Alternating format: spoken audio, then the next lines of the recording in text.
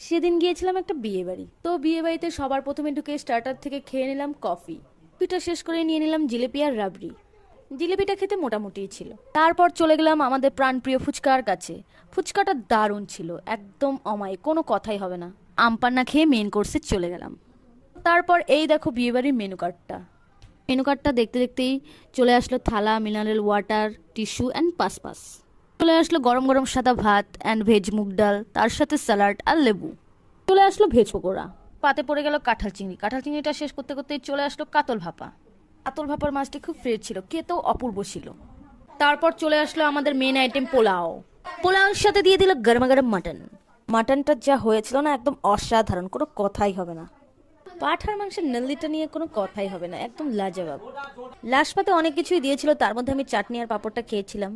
আইসক্রিমটা আমার বুনু টেস্ট করেছিল। অবশেষে পান খেয়ে বাড়ি চলে আসলাম।